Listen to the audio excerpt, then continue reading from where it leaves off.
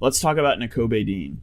Widely expected to be a first-round pick. He falls all the way to the third round where the Eagles get a steal, and then he hasn't played this season.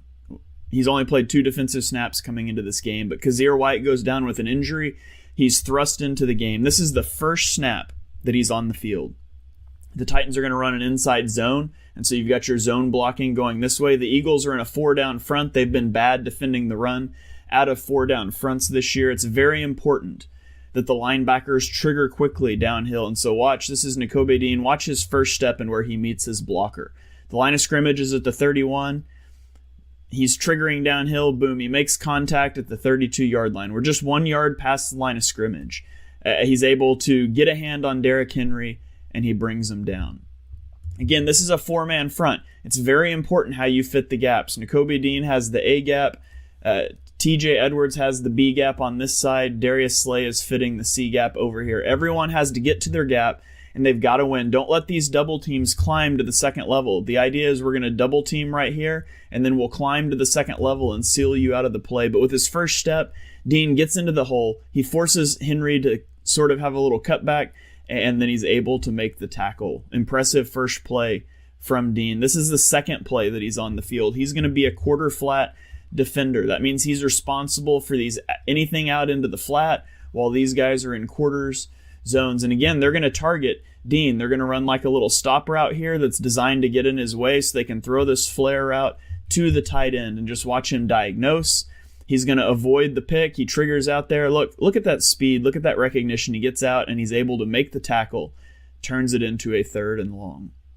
It's an impressive job there. Now, this is the next drive. He's going to be in a quarter flat again. This is Dean right here. He's going to be a quarter flat.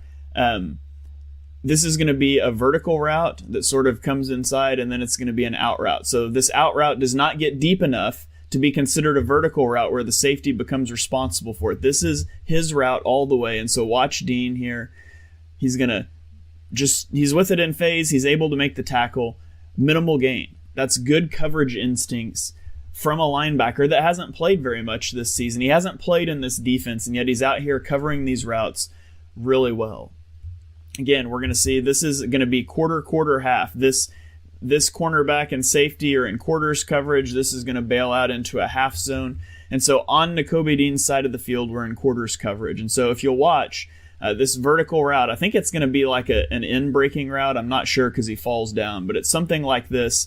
And his job is to get hands on this wide receiver, sink far enough to pass it off to the safety. And so you'll watch, he does a good job of getting inside leverage. He hits the receiver, and then he turns, and he's going to get his eyes on the quarterback. He's responsible for anything to the flat. The running back's coming out of the backfield. Is he going to break my direction? You've got to get eyes on him. But he's able to disrupt the timing, and actually the receiver's going to fall down because of this contact. But again, just look at this job. He makes contact. Boom. The receiver timing is off. He falls down. He gets his eyes around, and then he starts to go to the ball. That's just a really impressive job by Nakobe Dean. Now we'll watch a couple more plays. Now the backups are in. Malik Willis is in for the Titans. This is going to be a stretch play to the right. We're trying to get off of the edge here. We're going to stretch block this way. Everything's flowing that direction. Now, if you'll notice, Nakobe Dean is going to get a really good break on the ball, but 55 is going to get up, and he's going to be able to stonewall him. On the flip side, Christian Ellis, this linebacker, who you've probably never heard of, that was elevated from the practice squad, he's actually going to be able to get off of his block and make a play. And so we watch this. Dean's first step is good, but now he's locked up. He's not able to get off of this block, and he's going to end up going to the ground. It's not entirely his fault. He sort of gets someone blocked into him from the backside, but he ends up on the ground. And so you can see the difference in first step between Dean and Ellis. Dean is so fast off his first step, but he's not able to get off of that block, where Ellis is able to shed it and be involved in the tackle. This is one of the things of Nakobe Dean's game that he needs to work on. It's the block deconstruction, his playing strength. That was the question. Playing behind Jalen Carter, Jordan Davis at Georgia, he was largely able to be kept clean, and we're going to see what happens on this next play when he is kept clean. But when he's not, how can he defeat those blocks? That's the biggest thing he's going to have to work on. Again, this next play is going to be an inside zone off the 4-man front. This is Ndamukong Suh.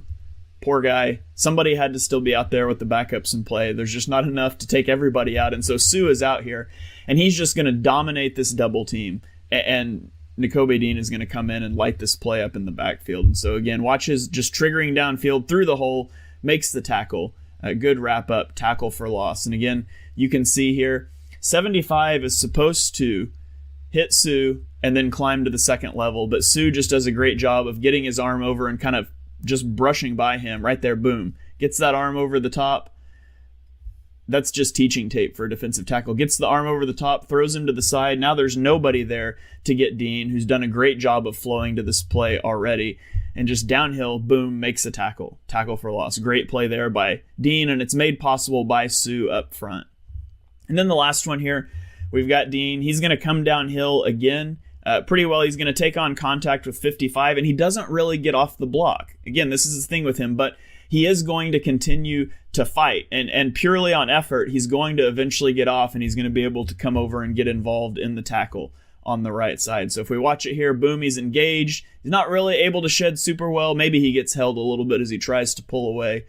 But it is impressive that he's able to eventually be around the play. He doesn't ever give up on this one. So we'll watch it one more time here.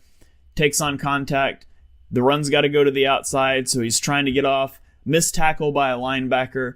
But because Dean pursues, he's able to be involved in that wrap-up.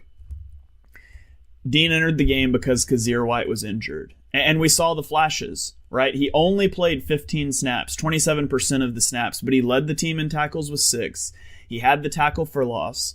He has a PFF grade of 72 on the day. That's not bad for a rookie who just simply hasn't played this year. I don't think you're going to see Nakobe Dean a lot down the stretch as long as the linebackers are healthy, but he gives them great flexibility in what they're going to do with Kyzir White and TJ Edwards this offseason, both on expiring contracts, and he gives the Eagles a lot of hope for the future at the linebacker